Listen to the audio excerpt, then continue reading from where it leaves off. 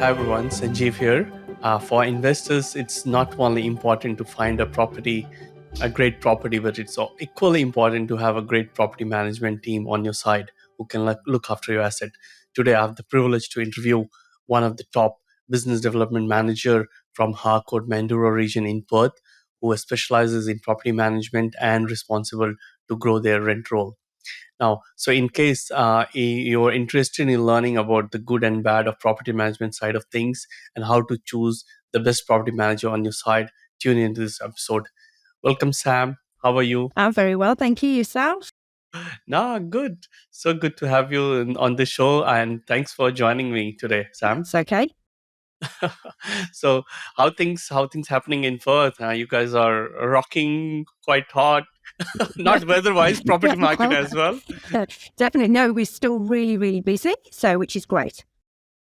Awesome. So tell me like a little about your. I know you come from Harcourt. You have been from last, I think 10 years plus there, right? In the Harcourt itself. So tell me because your office is quite big team. So a little about your Harcourt team and the size of it. Yeah, so we opened 14 years ago. So we had a smaller office just down the road, much smaller team. And then we've grown to where we are today, where we have 24 reps and 6 property managers, and then an amazing support team of reception and admin.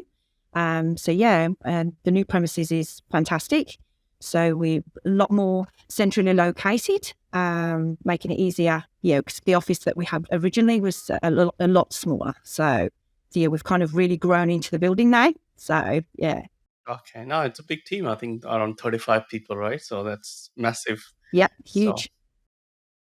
awesome. And I think for people who don't know, Mandurah is on the south side of Perth, around 60 kilometer roughly from Perth CBD, correct? Correct. So, so I think, Sam, so how did you get into the property side? I know you're doing really awesome job, great, growing the rent roll, and you guys deliver good service on the property management side, which we're going to talk about. But how did you started in this property management side or the real estate? How did you got into this industry? Yeah, I emigrated from the UK and was looking for a complete change of role. I've always worked within customer service, so 'cause I love working with people. So I looked for something that was slightly different, and then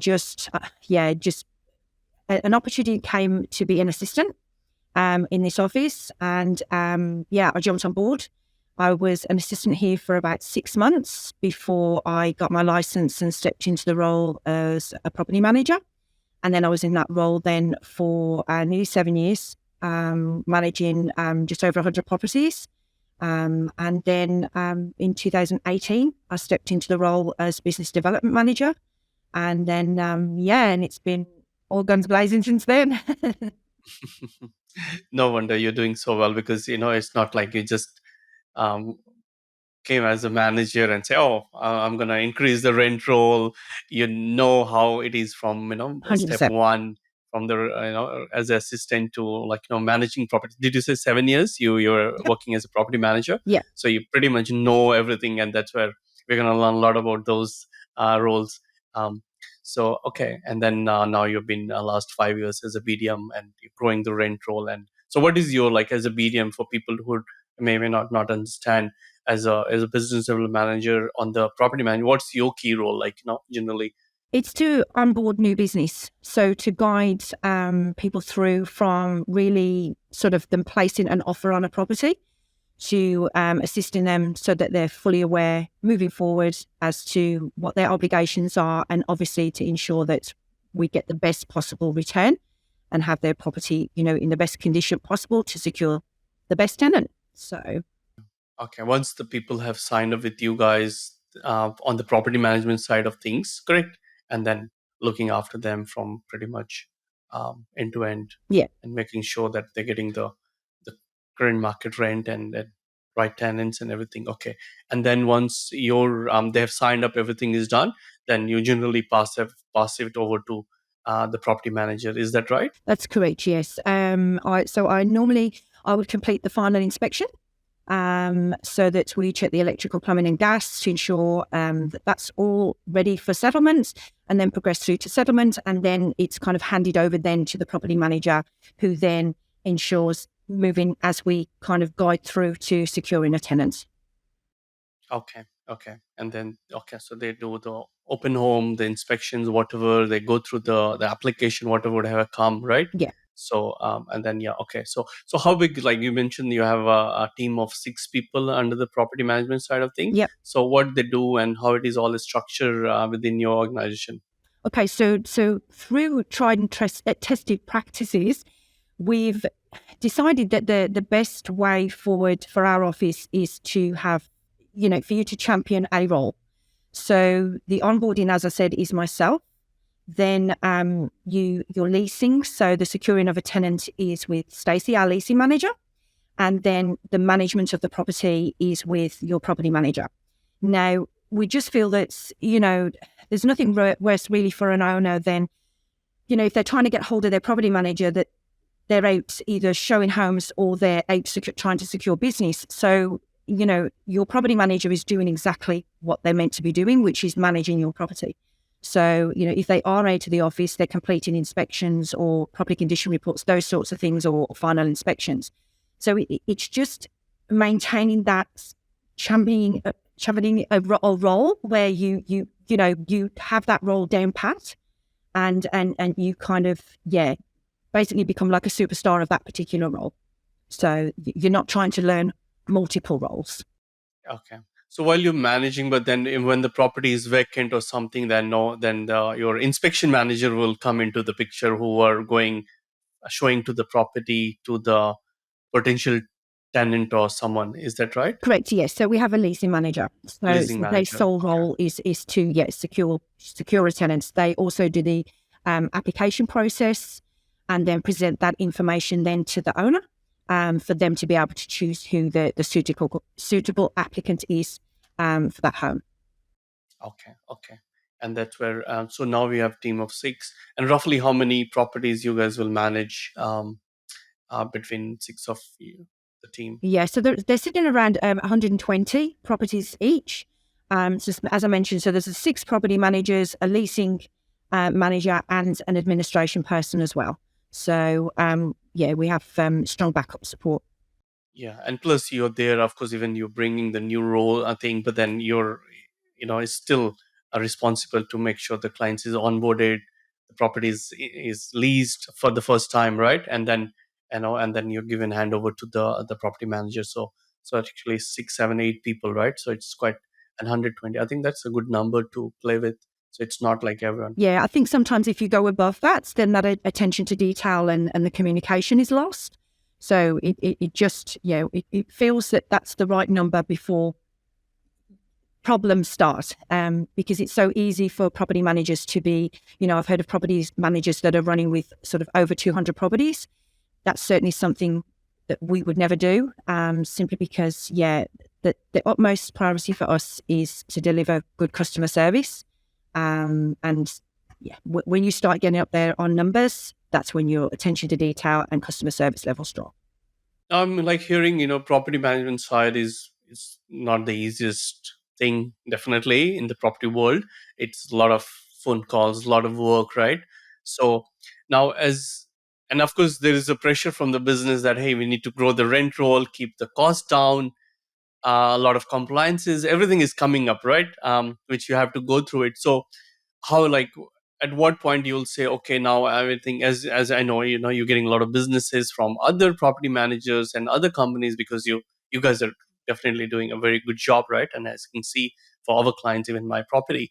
So where, at what point you will say, now we need to hire a person, because it's, there's a cost also involved, right? So first you get enough clients, rent roll, then you hire someone, or it's how's been the approach with your Harcourts, right? Like, at what point you will say, now you need a 7th person? Yeah, it normally reaches, I mean, obviously that's a business decision, but it's kind of, they have set numbers that each of the property managers would be at. Then I think the business would rather bring somebody on and them grow, rather than sort of for everybody around them to be sinking to bring us. Do you know what I mean? Is that Yeah. the directors are very proactive. We've introduced some structures where we've had virtual assistants. So we're just at the very start of that. So that's been a huge help for us with the administration side of things. But you still need that sort of point to point contact. You know, it's one thing to sort of offboard administration, but it's another. That's what I say is that our property managers do everything. You know, that they do everything from end to end, so that it's always, there's never that kind of third party going in and where the communications and things are lost. So like I said, the directors are more about sort of working to ensure that we are not overworked and under pressure. So it would definitely be implemented sooner rather than later. So all the condition report, ingoing report, whatever, it's all in house, going through them, correct? Not using a third party. So I think the people who are listening, I think probably you might not know, but like in property management side, a lot of things are getting outsourced because it is a tough business. It's and maintaining the quality is not easy, especially the customer service. And so a lot of people use outsourcing. I know Sam just mentioned about using a virtual assistant for some of their tasks, right? So a lot of people have started using heavily, relying on the virtual assistant. So again, um, it's good for the business, they're keeping the cost down, but then as the investor we don't get a good service because then no, and that's where I've seen, because fortunately as a buyer agent we buy all across Australia, and we work with top managing agent, but like when we work with you, Sam, with the hardcore team, it's next level, and that I can feel, which is and that's where there's this kind of thing is very important, that you have a local team, they are onto it, and they are like proactive team, not reactive team. um, and that is also come because, as you said, the number 120 per property manager, that's a good number, I think a healthy number, I would say, um, based on my experience. And that's where they can deliver the quality, otherwise no, things are all over the place, and it's important. So now, what are the key three things you'll say, Sam, like which you'd say is helping, or helping you to thrive in this role, um, as a BDM, right? Because you're the front end, when new clients are coming up, when new properties are coming on, and onboarded, right? So what are the three key things you'd say? So I mean, mainly it's listening to what the client wants. I think that's a huge one, because it's so easy for us to forget that we're actually working for the client, and not in the tenant's. You know, it's not always in the tenant's best interests. It's you're working for the client and delivering the service that they want. So that one of the main things I always find out is exactly what they want from their property management. You know, something as simple as somebody may not appreciate calls, may prefer everything on email. Something as simple as that, but it means a lot to them. You know, if they're busy at work, etc. So that's a huge one. So definitely communication, just making sure that they always know what's happening, and then I believe in the team, and that's really important. If it makes my job so much easier to go out and sell something that I believe in. I believe in the team. You know, I know that they do such an amazing job. The awards that they get a testament to that. So yeah, definitely that makes my job really, really easy. Yeah, because yeah, it's all about communication in your game, right? Like understanding, and then passing the same information to your property managers, because then eventually they're gonna manage the client and listen to them and work with them. Yeah. And it's a long term journey. It's not like buying and selling happens within a month, right? Yeah. Or 2 months, but property has to be managed, and then different things happens to the property, weather events, tenant have some issues sometime, and it goes through a lot of cycles, right? So okay, makes sense. Now, Sam, like for people who are as an investor listening to our conversation, what are the some of the and they're looking in the market for a good property management team, right? Or a property manager, whatever they go to. Now, what some of the do's or don'ts you would recommend them, like when they are choosing a property manager for their property? Yeah. Do your research. Always do your research, because it's very easy for people to base their property manager on their fees. And sometimes it's just the difference of a cup of coffee, but they will opt for cheaper fees.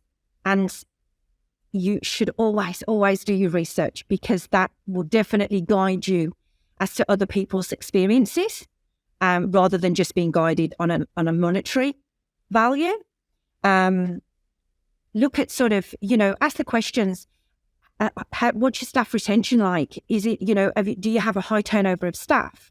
Because one of the main things that I come against is that a lot of people, they build a relationship with somebody and then that person leaves, and then the next person, and information doesn't get passed on.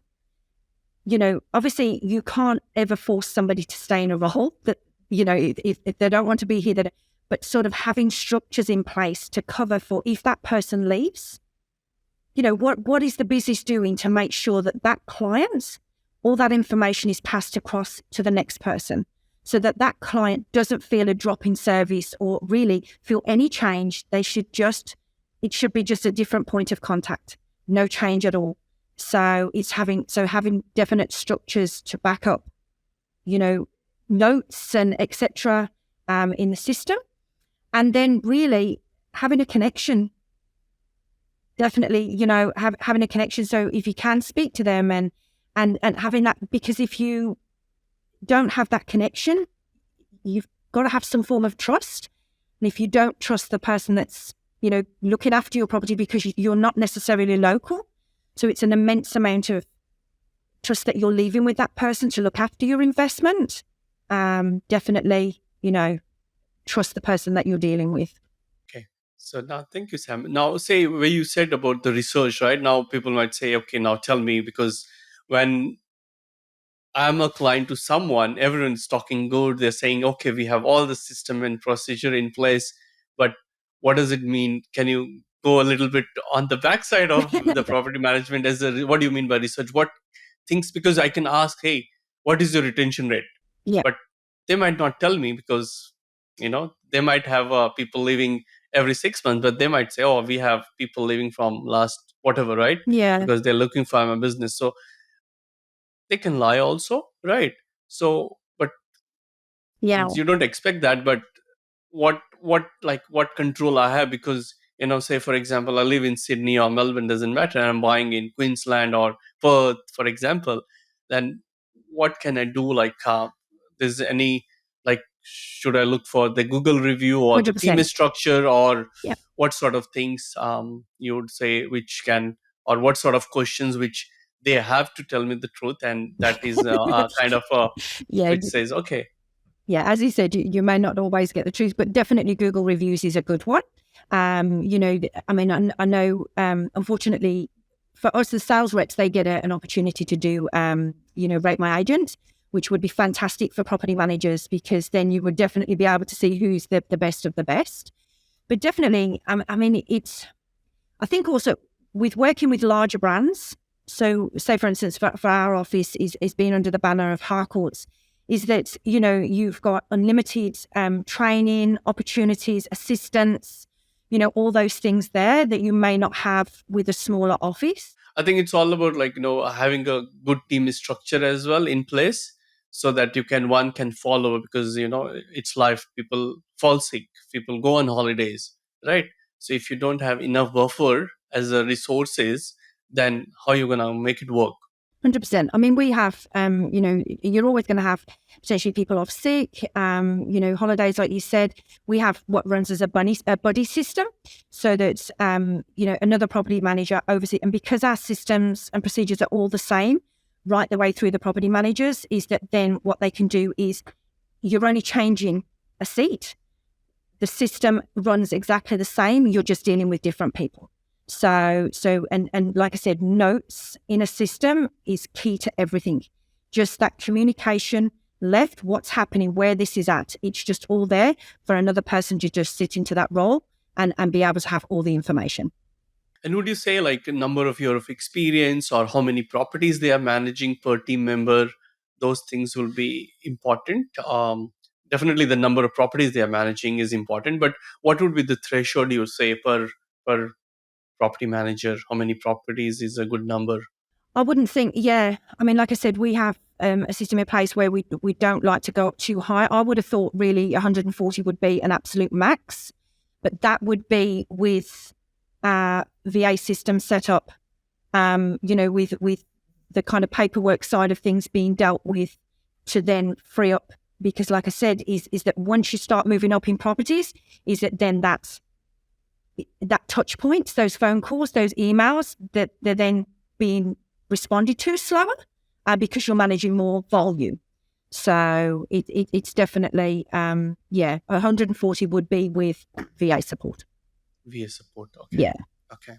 And it's like it is advisable that people using a property manager who have got a good team structure, as you said, like a buddy system in your. So someone goes on leave or falls sick or anything, then they have a buddy to look after their property or those inquiries, and that's where the importance of good system and process come into the picture. Yeah. Having all the notes so that the the owner of the property doesn't feel like he's talking to someone else, right? Yes. Or they don't know, the other person don't know where That's they're up to, right? Yeah, that's it. Just going in blind and kind of, it has to be that the notes are there so that they can follow on. And like I said, as if it's obviously there's a different person in the seat, but the continuation and level of service is exactly the same. That makes sense. Now, what do you have to say about now the buyer agent industry? There's a lot of buyer agents. So how you feel on that side of things? It's made a huge difference to my job, definitely, because obviously for me, I've suddenly been moved into a role where I'm assisting more in that process of buying. So potentially, going through home opens and, going through a property that's on the market and looking at things from a maintenance point of view and a property management view as to, what would need to be done to bring that house up to scratch. But I mean, for myself with you guys, it's been amazing because obviously your systems and structures are so plain sailing that it makes my job very easy. So, because all that information is just smoothly transitioned across, whereas sometimes, it's a bit haphazard, and they're kind of expecting a lot of myself, with regards to, looking at things structurally, and that's not something that I've ever had to do before. It's definitely taken me on a role that's exciting and different. Yeah, now I can understand. Like suddenly, if people, I mean, they bought a property and they'll say, "Why didn't you talk me about this structural damage or that damage?" But hey, I'm your property manager there to manage. Yeah, When we'll do the routine inspection, I can highlight those things, but I can't tell you if it is a structural problem or it's a crack, right? exactly. I mean, so of course, you can help them, but yeah, again, use the professionals to highlight that. Um, so yeah, I think there's always a bit of and how you feel with working with now our clients are going which are educated investor, I would say, versus someone buying themselves. And have you seen some difference like between the quality of clients you're getting from a buyer agent versus someone non-buyer agent? Yeah, I mean, I would probably get 4 or 5 calls a day from people that are trying to do this themselves. Um, it's not a process that I would ever recommend that somebody does for themselves because, the knowledge and expertise that you have compared to somebody that's, trying to do so much from over there, and you kind of placing so much trust. Because I know if I have a client that rings me that is doing it themselves, they want the property manager to go through to do the home open, to look at it from the sales point of view. They want them to do, look at structural maintenance, all those sort of things. There's also a relationship gap where the sales rep is obviously privy to a lot of information with regards to caveats and, regulations and fire restrictions and all those sorts of things that we may be not. And that information is maybe not always passed over. That's what I say is with you guys is that you have all that information, you have that expertise and knowledge behind you that just makes it just so much safer than going down the path of ever doing it yourself. No, I think yeah, it's yeah, exactly. I mean, the point here is like say when things goes wrong, then it's very easy to pinpoint, right? 100%. And especially it's high risk when you don't know, Yeah. versus you know what's happening, correct? So I think, and that's where it can come on you as like, hey, you didn't tell me this or that, but hey, you're buying the property, not me. 100%. I'm there to manage your property if you Yeah. choose me to manage it, right? So okay, now good that you're highlighting that. Um, Now, how you feel about the current property market in your area, Mandurah, Sam? Like, do you seeing stocks, or what's happening with the stock levels, or any signs of slowing down, or what's happening? Yeah, it has slowed a little. So our vacancy rate was I think January was sitting about 0.03 percent. And it's with the recent REWA statistics, they've said 0.45. So it's such a different market to what we've ever experienced before, because obviously there is huge drives with migration and, the skills shortage. They're trying to pull people in from everywhere to kind of fill that gap. And so I don't foresee that it's going to move, I think it's coming back down again. I really do, because building is taking such a long time. I mean, that's now really a 24-month process. And there's no properties around. I mean, I see the sales reps board and, like I said, we've got a huge sales team, but even those listings are dropping. So it's kind of, it's definitely a hard time to secure a rental property, definitely. But and I can only see it, to be honest, getting worse. So, I don't see it going the other way. And what these people like who are renting right now in Mandurah your area, what sort of people are like? They are even migrating from other states, or those people, or what sort of people are there? Yeah, a lot of it are migrating over from the UK, America. So we've seen a lot of people, as I said, the rents here are high, but low compared to over east. So I think it's kind of seeing Perth as a place to kind of, the cost of living is cheaper here. So it's been, Perth has created a little haven for people to feel safe to migrate to.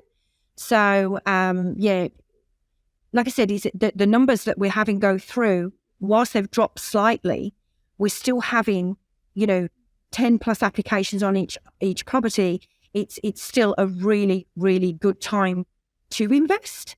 So, and I mean, they were saying that I think it was 300,000 people they want to migrate into Australia this year within the next, that's huge. That's, and they've all got to live somewhere. So it's, definitely a great time. And like, so no, I agree with you. I mean, so I have been so many times to Perth, right? Like, it's beautiful. You have an ocean lifestyle, coastal, right? Affordable, and it's still like good infrastructure, beautiful houses, and beautiful city actually to live and grow your family Yeah. and even work, right? I mean, see, work, there's plenty of work. So now the people who are missing out, right, as you're saying, so what's happening with them? Like, where they're finding the place to rent? What's happening with them? Because there's quite application I hear all the time. We had 10 application, and only, of course, you can rent to only one family. Yeah. So what happens to the rest? What's happening? Are they moving out, or what you're seeing on the ground? Yeah, I mean it's not great, and I feel for especially our leasing manager Stacey, because obviously she's at the forefront of all of this. When you can potentially have somebody that's really really struggling, may potentially be homeless, living in their car, things like that. At the forefront is that we tried to, as best we can, assist those that that have a proven track records, that may potentially be our tenants already, to try to secure something, because we know, that they pay the rent, that they keep the property well, that they're great to deal with, that, So we try to assist as much as we can in-house, but obviously also not deter somebody outside that may be, even better. But it really is tough out there. It really is. And, I certainly, as I mentioned, I can't see things changing for any time soon. Is there any government body which is helping these people, like, rather than staying in the car, or, as you mentioned, is there some help or some government body there to do something about it, or? Yeah, I mean, there's certainly, assistance out there if needed. But it's kind of, it's very hard because it's finding, we're human as well, and and we've got hearts, and it's very heartbreaking. It's hard to kind of switch off to what we're experiencing, to be honest, with the way that things are. I mean, it's, we found not too long ago that a young family was living in their car, and we do a lot at Harcourts with a local community that assists the homeless locally, and we try desperately, to offer them support and, offer assistance as best as we can. But yeah, it's kind of, it's hard because you're limited as to what you can do as a property manager. And are these government bodies reaching out to you guys saying, hey, we're looking for more properties, can you help out? I know we'll pay the rent. I remember one property we bought for our client, it was a government body, and they were helping the tenants. They were neat and clean tenants. We never had a problem. Actually, they paid the rent for 1 year in advance, which was a very good outcome. Yeah. So are that kind of scenario happening where government is reaching out saying, hey, Sam, can I get a couple of your properties? Can you talk to your investor if they can give us those kind of scenario happening? Yeah, we've had Are you? that quite a lot recently. So, they're definitely trying to support, especially people with potentially disabilities, that those companies are reaching out, and there may be some minor modifications made to the home to assist them with, day-to-day living, but yet they've paid 12 months rent in advance. Inspections that have been completed so far have been amazing. So it's definitely nice to be able to support, government departments such as those. Yeah, no, I think, see, they're just, people like you and me. It's just that it's the timing, right? And there's not enough stock. Otherwise, they would have got the property on rent anyways.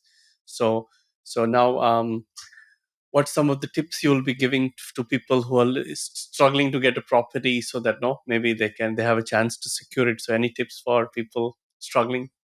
Definitely be prepared. So, yeah. So most companies now are having their applications online. So having that, application fully completed, because so many times we see the applications come in and they're not.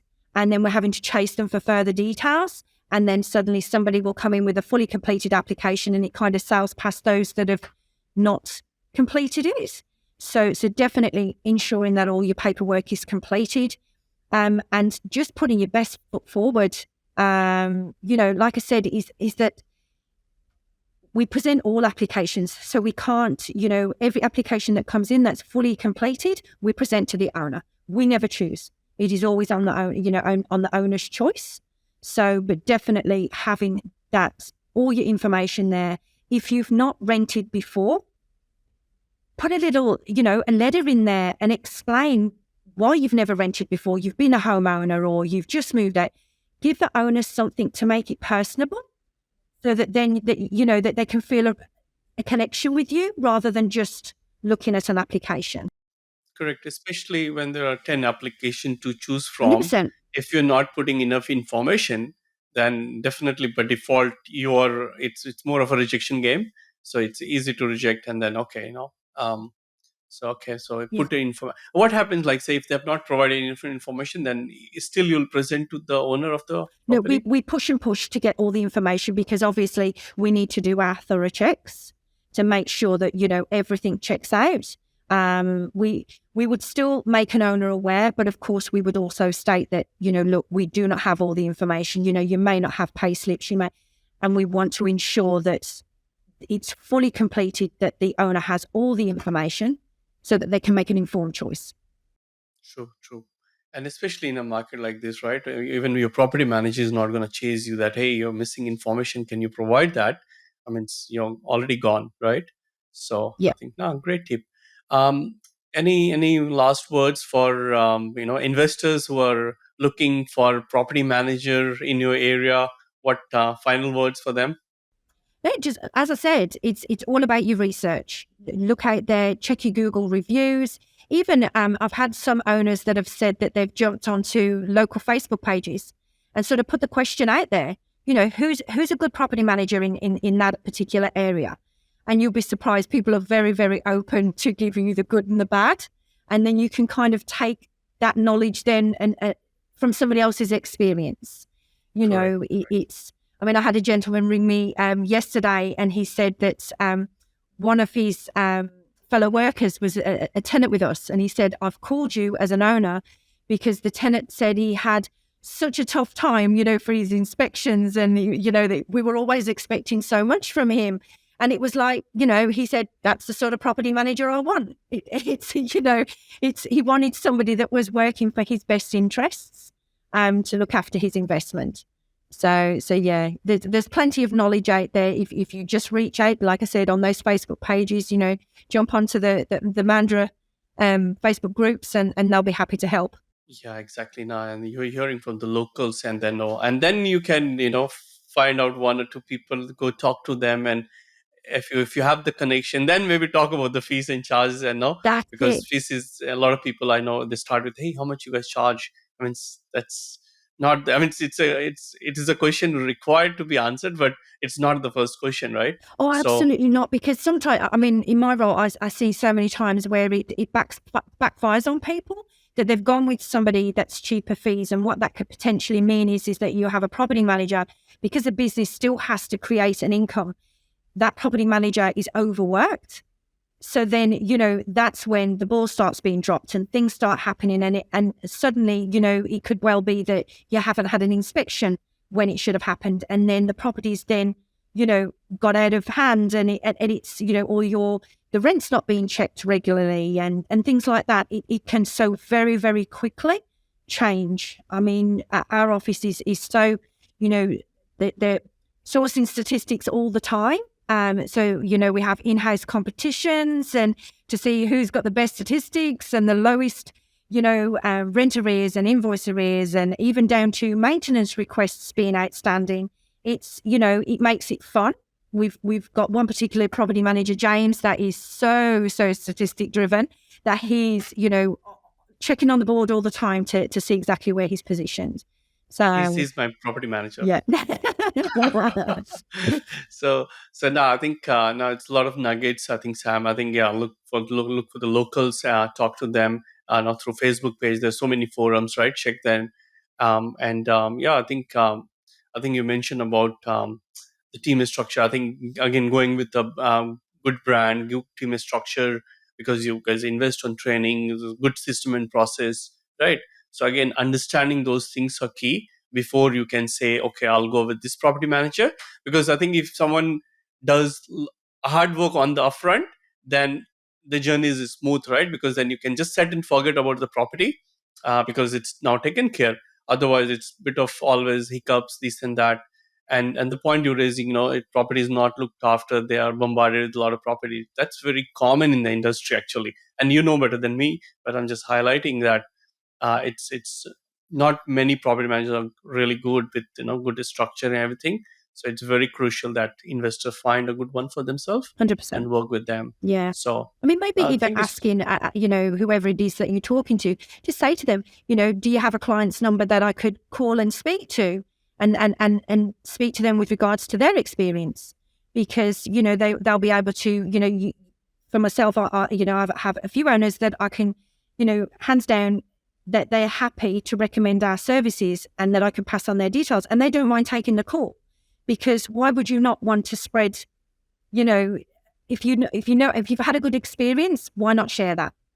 Yeah, So and generally, when you have a good experience, people are more than happy to support that journey, because But if you don't give a service, like, fuck it, I'm not talking. I mean, so it's that's a good point, actually. So um, because like as a buyer agent also, when we go to new area, like then we spend a lot of time doing the due diligence, talking. I mean, with us it's good thing is like we can go and meet people and talk, engage, right?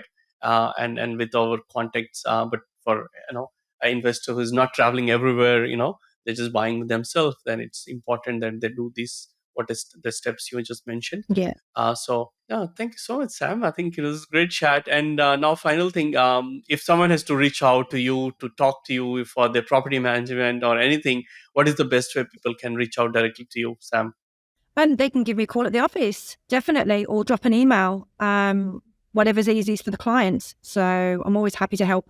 Yeah, awesome. Now I think we'll have all your details, somewhere in with this video and the audio who's listening to this podcast. So thanks again, Sam, No and problem. you have an awesome day. You too. Thank you so much for tuning in today. Hope you enjoyed and learned something new from this episode. Please don't forget to review our podcast and tune in every Tuesday 8 a.m. Sydney time to listen to all our inspirational guests and learn from their property journey. In case you're looking for help with your property investment journey or building a property portfolio, please visit our website www.investorsdream.com.au to learn more about us and our services. And feel free to book a call from our website for a friendly chat. Have an awesome life and happy property investing.